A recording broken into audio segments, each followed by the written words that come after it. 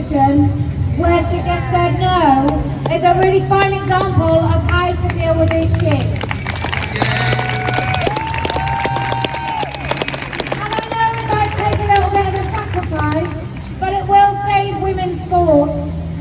And it's pretty horrendous. And I want spectators, even if you don't particularly like the sport, if there's a sporting event going on near you that's a women's event and there are men participating, please will you go and at the point of the start of the race, just turn your backs. Take some signs with you, wear some t-shirts over a whole range in the adult and female store, but just go along and support the sport. Because by doing this again and again and again, that's how these things change. We become the squeaky wheel. The reason those twats across the road have got university deans telling people whether or not they can wear certain clothing, or parties disqualifying women for wearing adult human female t-shirts, is because they've complained and complained. They're a pain in the arse. Everyone just wants to shut them up. That's how this started. And I thought we'd be quite good at that. I thought we'd be quite good at going on and on and on and on and on and on. I could do that comedy thing where I do it for so long that it becomes preposterous that I would bore myself. So that's what we have to do. You have to just keep doing it. When you go into your doctor's surgery and they've got pride shit, just go and politely remove it. Just go and ask them to take it down. Just tell them you find it offensive. Every time you go into surgery, just ask them to take it down. Tell them you find it offensive. Every doctor's appointment, every nurse appointment, every hospital appointment. I'm the woman on the train. When somebody says, would you like a cup of tea? I say, I find your lanyard offensive. And they look like I've just said, I've just taken a shit on the floor. In fact, I think they'd be less offended if I had. So I just say, as a woman, I find that really offensive. And they go, oh, it's about inclusivity. And I say, no, it's about excluding women. Yeah. Because actually, when this was just about gay, lesbian and bisexual rights, you weren't brave enough to wear a lanyard. You didn't do any of that. And if you were truly inclusive, why would my friend there in a wheelchair have to wait for 2 stations past their stop to get off because your platforms don't work for them? Why is it that people with disabilities have to plan ahead months in order to take a train journey just to make sure there was someone there to allow them to get on the train with ramps? So don't talk about inclusivity just because you stick a lanyard around your neck.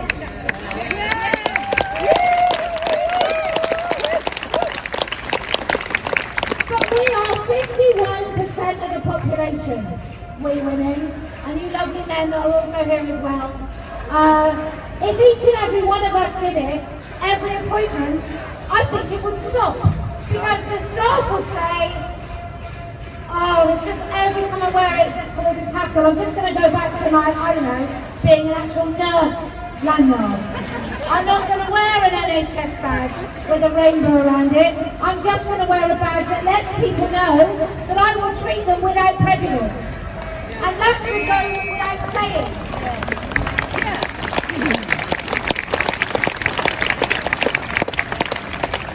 So, every time you go into school, every time you go into any healthcare provider, even every time you go into a shop. And the British way of like tut, no, roll the eyes is not going to be good enough. It really is going to have to be really like, hey, your massive display of penises, I mean trans inclusion, on the window makes me feel uncomfortable and like actually I feel uncomfortable about coming and giving you any of my money. So every time. And I do it, and what I say to my kids often is, do you want to go and wait outside? see me lingering past the book, and then my daughter says to my sons, should we just, I think Mark's going to do her thing. Should we just go outside? And I do, and I say, this book, this Grandpa's Bride, or whatever it was, Granddad's Bride. I said to the Waterstones worker, not the one that called me a Nazi, a different one. And I said, do you know this has got like bondage gear in here? 2 adults kissing in bondage gear. Do you think it's right for the kids section? She's like, oh, we just have to do what we want. So then I escalate and I go and talk to the manager. And even though I may have already read some of the books written by women in this movement, I just go and answer them and say that I'm not actually interested in buying it, but thanks for getting it out. So that's another thing that you should do, just make them go and find the books. Even if when they, I mean, you can even be funny and go, transphobic, and then leave. But whatever gets you through your day and gives you a little bit of spring in your step to know that you're doing something and really annoying someone won't. So anyway, anyone else want to speak? Can't believe there's some women that came to the reason this is called, I'll come to you in a second. The reason this is called Let Women Speak is because when we went to Nottingham, and some of the women are here at that first event, the TRAs, oh my god, they were funny. Their hearts weren't in it, but when they started to shout, all of the women just organically started shouting, Let Women Speak. And on the back of that, it's become this amazing global movement where women all over the world come to chant, Let Women Speak. So, let this woman speak.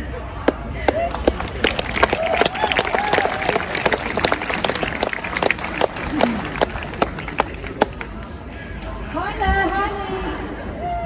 I didn't plan to come and speak, but it's just this, people talking about schools, and I just thought I'd say a little bit, because I'm a school governor, I've been for quite a while.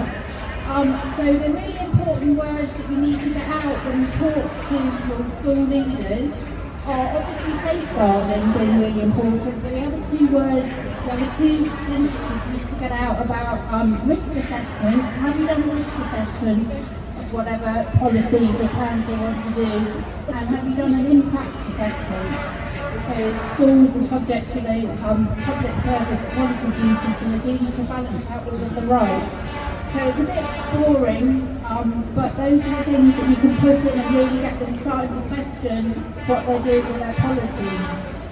And in the same way teachers have talked about, some teachers are really trying to understand the risks involved with gender ideology. My daughter's school do understand the risks. And when I heard recently that they had an LGBT lunch club, which I wasn't expecting at all, and I contacted them and said, what are you doing? These are the risks. They got back to me and said, actually the pupils did ask to have one, but we understood that there was a risk, so we let them call what they say is a rainbow club, for people to meet up at lunch and just have a place to hang out, but they don't do anything to do with LGBT, and they have personally seen that there are risks of doing this for teenagers and have decided not to do it. So there are sensible teachers out there who understand the risks, and I think just from asking questions, it'll encourage them to hold the line when they'll get other parents who do want to do these kind of things. So just asking simple questions and bringing in these words. Have you done a risk assessment? Have you done an impact assessment? What are the safeguarding risks? What are the safeguarding implications? Will get those people really thinking. That's all I want to say.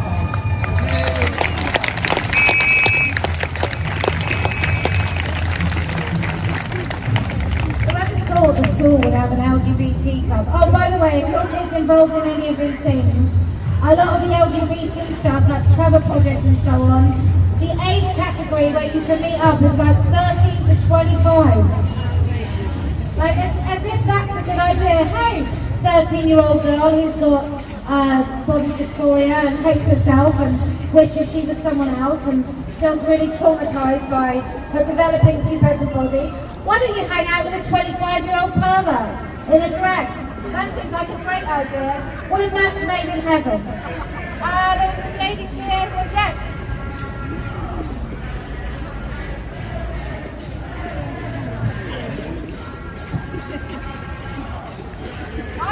singing women, women don't have penises.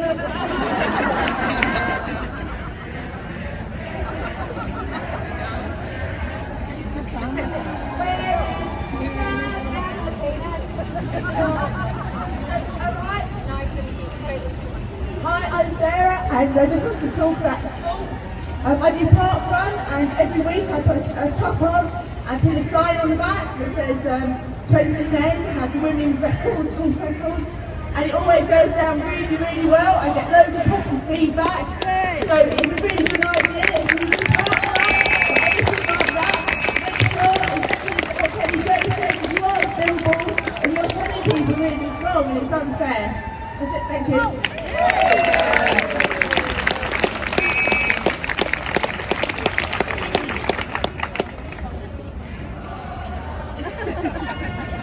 I identify as a wedding amateur.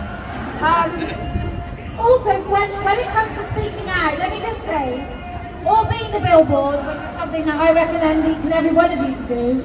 At first, when I designed the t-shirts, I went up to Scotland with Magdalene Burns in my head, and I was just like, oh. And I realised that the thing that I've been asking men not to do subliminally for such a long time, I'm basically inviting, which is for all of them to stare at my tits. But at least they were reading an important message rather than just unwanted sexual attention. But it's really empowering, and what you do is you basically send a message to everybody that you are unafraid and that you know what the truth is, and you don't have to say it, you can just wear it, and then sometimes you see people get really upset. The local AGP at the train station before they closed all the offices, honestly, he really looked like he nearly pooed his pants. When I wore a woman, adult, human, female logo on my t-shirt, and all of a sudden he had to take a phone call. When have you ever known someone at a ticket office take a phone call in the middle of a queue of people? But he had to take a phone call, and despite the fact that he did really look like Friar Tuck, managed to accept the phone call, and it's just really good. But more than that, the more important people that you interact with are those women that don't know that there's anyone speaking up. Are those women that feel like they're being gaslit by everyone around them, and then they're frankly going a little bit insane, and they feel really desperately isolated. And then where you wear your top, and they read some words and they're like, ah, yeah. And you give them permission to then start speaking about it in their own lives. But the really great thing that happens when you either advocate, or you speak, or you wear something, is you tell yourself that you are doing something to fight back against this madness. That you are doing something that really means something to you, and that you are not afraid. Because actually sometimes the most important conversation, or the most important person to convince, is ourselves, which sounds really wanky. It sounds really silly, but it's true that sometimes you have to live with yourself at night, you have to go to sleep at night with the world in the state that it's in, and you have to ask yourself, what did I do? What am I doing? Am I doing anything to stop this? Or am I just watching it just disintegrate before my very eyes? So I just think it's really good for, I'm going to use the word mental health, and I hate the fact that it's weaponized all the time and used when people just need a bit upset. But it's really good for sort of our self-esteem and the way we feel about ourselves, that when we notice something so crazy and wrong, that we know we are doing something about it in either a big or a small way, but something. And there was someone else who wanted to speak? Yes? I'm very random. Just a little bird. Yes. Right. Well, I work at an FE college. Well, I did work at an FE college in the city centre. And I've been pushed out. I still don't know what it's called. I've been to HR, and I got pushed out because of my views. We were in a classroom It was very casual, and they were doing a bit of creative writing. And somehow it came up about trans from a student. And I said, I don't believe in trans. Uh-oh! Anyway, so then I got talking to this young lad who said he thought it was all terrible, what they were doing. Medicalisation and having your bits off, blah, blah, blah. So I agreed with him. I said a little bit more. The teacher obviously wasn't in the class. I had my back to her. She had red hair. And she went in the reporting room. So there you go. So I put on light duties at work. And I did do invigilation, so I was still mixing with students and of no danger. So eventually the HR meeting came up. I had my union rep, UCU, sat next to me, and it was very intimidatory to say, fucking police. Sorry, anger's coming out. Anyway, he said, are you a TERF? I said, no. Well, I'm not playing with your hands. And then, at the very end, we had to take 5 minutes out because too much. There was a woman taking notes. And then he turned his PC round and he said, is this your Twitter account? To which I said, no. So you don't call yourself bloody blah, bloody blah. I said, no. So you don't call blah, blah, blah, blah, blah, blah, blah. 3 times.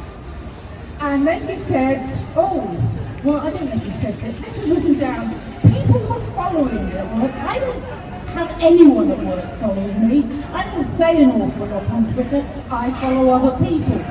And so I was so transphobic that they couldn't follow me any longer. So I've not been back to work, and it's nearly the end. They're paying me out. They didn't complete the SARS, and so they're in the wrong, because I never divulged who, said this is so-and-so's Twitter account, look how transphobic it is. So that's my story. Thank you. And I'm not a teacher, but I support teachers. And I've worked there 18 bloody years.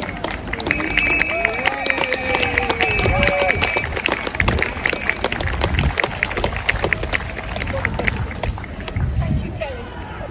This is happening everywhere, though, isn't it? Yes?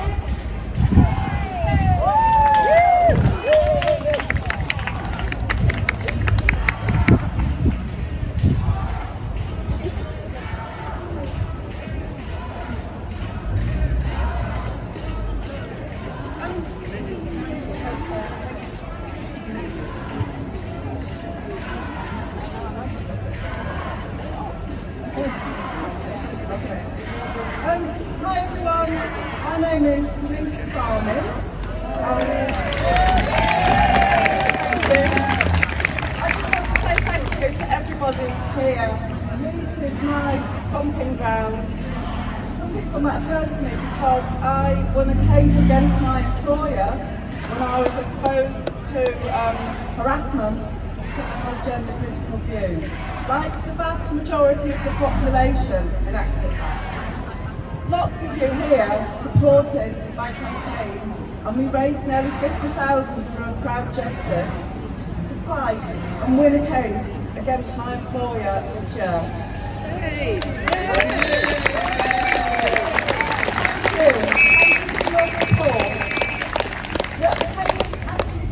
Over 80,000. The other 30,000 was raised from my insurer, house insurance. They claimed that they couldn't support my legal costs because my views were transphobic. Luckily, we were able to put a complaint in and humiliate them in their field and got that overturned too. So we met all of those points and we also challenged the insurer.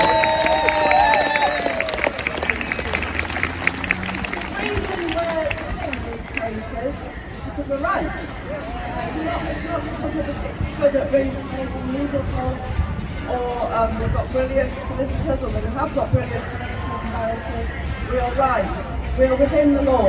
We should not be discriminated against if we believe that men are men and women are women, and you cannot change sex.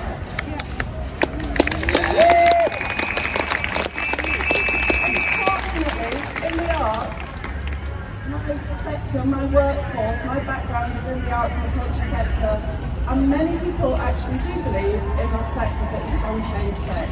And they also believe that if you don't agree with them, they can bully you at work, in your studio spaces, in your theatre groups. They can even harangue the audiences that get sick of hearing it at all of their venues. Because of that, we've set up an organisation, myself and another amazing woman, Rosie Kay, who also rejected appalling abuse and bullying from dancers in her own company, who she'd mentored since they were young kids and brought them up to work in her company. Anyway, together, we've come together to set up an organisation called Freedom in the Arts. We're trying to think about issues in our culture around what does it mean to have free speech in the arts, and what are the limits of that, and where does it get it, and how can we bring back an impartial, tolerant, healthy art sector where audiences can pick and choose, but they're not being harangued to by ideologues and bullies. We've been able to support the Leeds, as you heard earlier. We're trying to support as many artists as we can. We're definitely getting a public platform. It's a work in progress. But thank you for all of the amazing support here. Thank you for every penny you put into my crowd account. We were able to put some of that towards Pilgrim Tucker, and possibly too towards Gillian Phillips, the publisher, the women in their publishing that's also fighting for freelance and digital authors to be respected in their field as well. Right, thank you so much.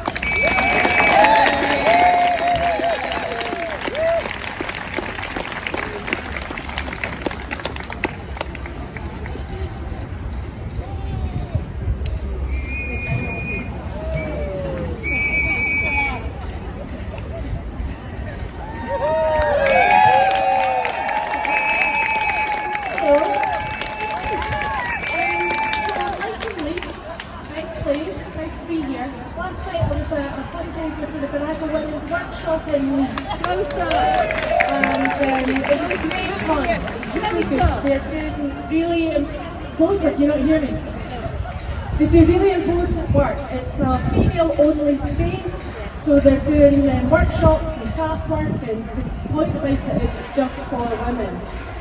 So we were fundraising for them to keep the work going. It's obviously important that women have got space to gather and talk about things on their own, and it's the only one that's existing in the country, although I would quite like to steal the idea and replicate it in Edinburgh, because it's a lot more convenient for me to go there than it is to come all the way to Leeds, lovely as it is. So we did a comedy night last night, and one of the things that I was saying was about how women pull together, and women's anger is a constructive thing.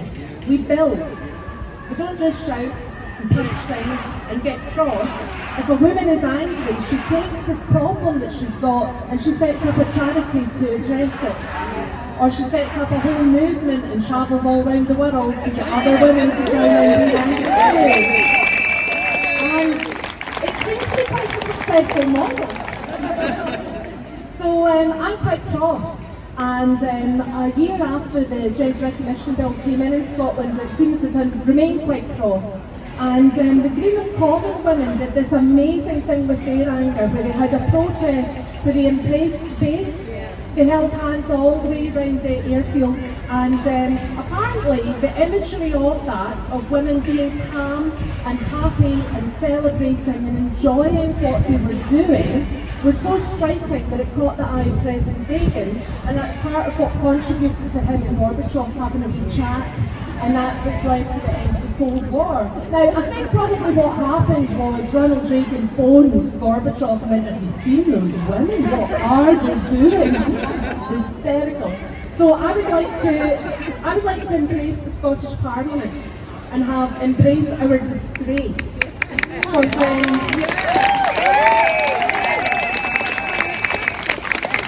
There is legislation coming in Scotland called the Hate Crime Bill, which means that we will get arrested for believing in reality, and the penalty is 7 years. So it's quite serious business, and I think My concern with it is that I won't get arrested and I'll get found out it's not being a top chair. Like, if you're not in the jail, you're not doing it right. So I would quite like to organise it. The bill's supposed to come in the 25th of February, which is a bit of a disadvantage because it's very cold down the end of the Royal Mile in February, and I'll need 2,000 women. So I'll tell you, I'll sort it out and I'll tell everybody and we'll just make it happen, because this can't continue. You need places like the Glasgow Women Workshop. It's not the time for women to come together. Thank you.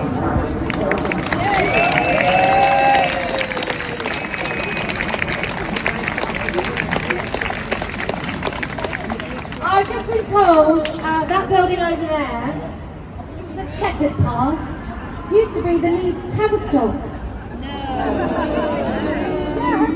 And before that, the first female GP in the country lived there, worked there. I don't know, Louise just told me the highlights. And also we're in a park with a tree that was planted in 2011 against violence against women. Against.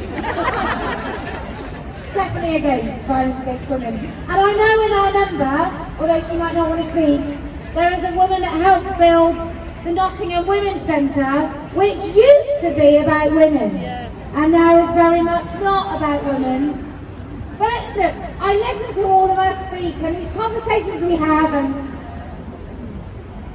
it's mind-blowing that we have to convince people that it's all right to say that we don't have cocks. But you know, cockerels don't lay eggs. That men are men.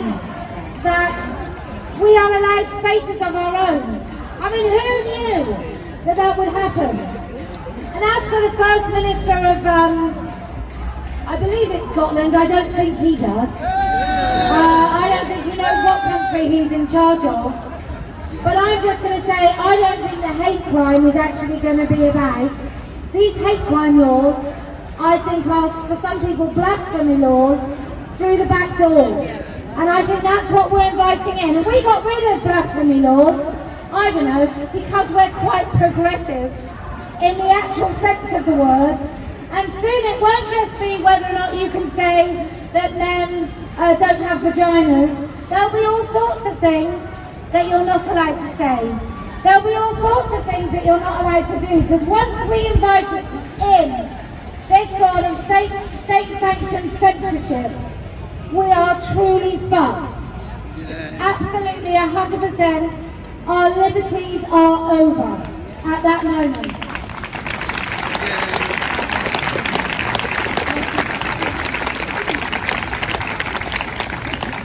Anybody else? Yes, you, sorry. This lady was in Nottingham as well, wasn't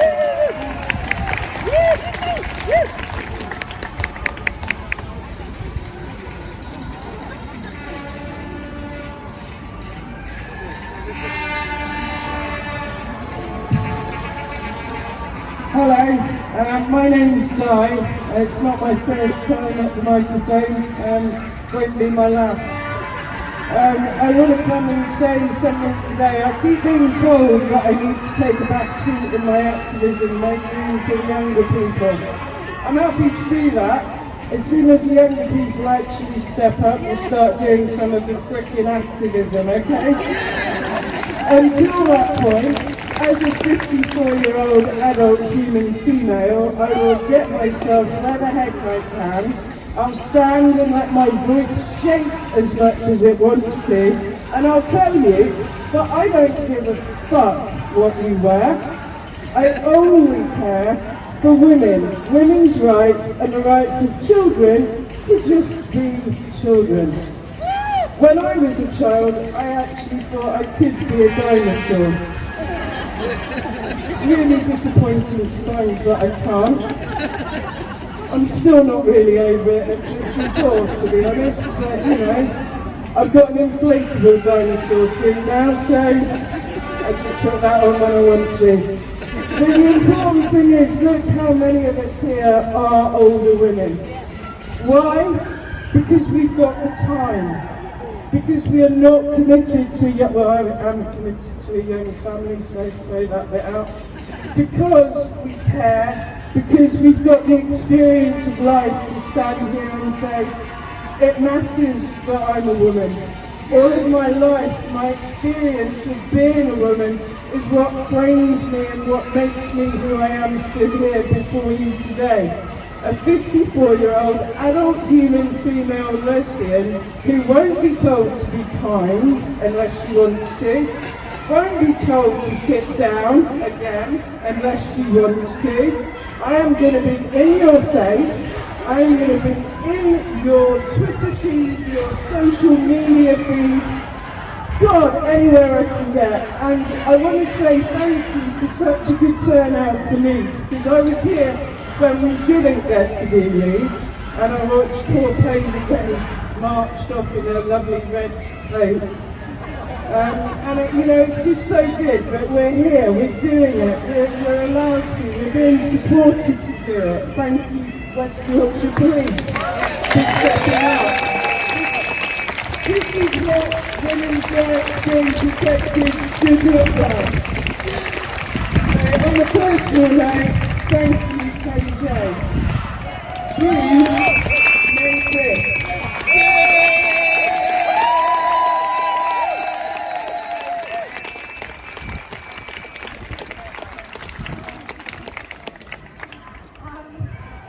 I'm slightly amused by the fact they're making all that effort. And quite frankly, it reminds me that they're playing the spoons. Like I don't know, I'm old enough, I quite like being my age, because it means I really don't care what other people think of me, although I don't think I ever did, which is why I sometimes had some crazy fashion choices. But I think what happens as you get older is you realise that what other people think of you on a minute-by-minute basis really doesn't matter. It doesn't actually make any difference to me.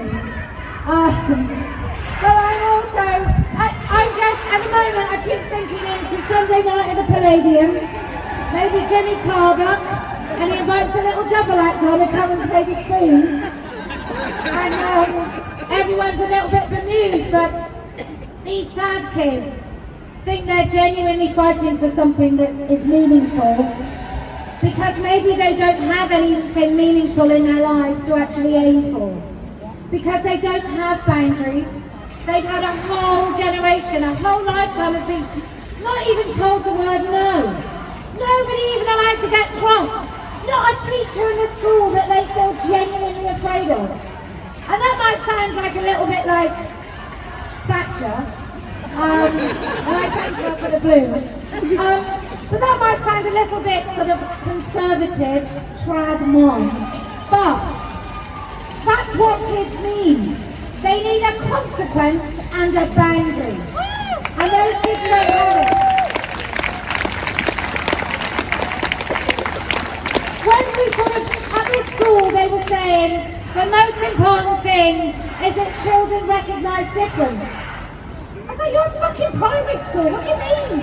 The most important thing that children are given a love for learning, an ability to read and write and do maths. Yes. That they are given a fundamental foundational knowledge of how to learn independently, how to think independently and critically. Recognising difference is not something that you do with a bit of kumbaya on circle time. It's something that you do by actually being accepting of difference. It doesn't mean saying to everyone, let's sit down and let's talk about who you fancy at 8, what families look like. No, what it means is when two lesbian mothers turn up at the school gates and kids who have never come across it before start talking about it, but you're just really casual because it's fucking normal. Not that you all sit down and all stare at it and make it something massive, which is what happens with these trans kids, so-called. I don't want my children, when they're growing up, I don't want my children to think that anything else that is perfectly normal is abnormal by spending 5 weeks talking about it. And I think another harm we're doing in schools at the moment is continually talking about mental health and anxiety. If we want our children to have a good future, how about we pay some decent wages, we have some really good schools teaching, and we give them a future that they can look forward to. Telling them all the time that it's normal to be anxious, how's your mental health, how's your mental health, how's your mental health? Basically says to kids who are perfectly fine, oh, should I be thinking about my mental health? Should I be anxious? I just think, I don't know what this is, but I think it's a weird continuation on virtue signaling, where we kind of manifest things that aren't really happening to solve them, because the things that are really happening, we have no idea what to do about. So that's my final sermon for today.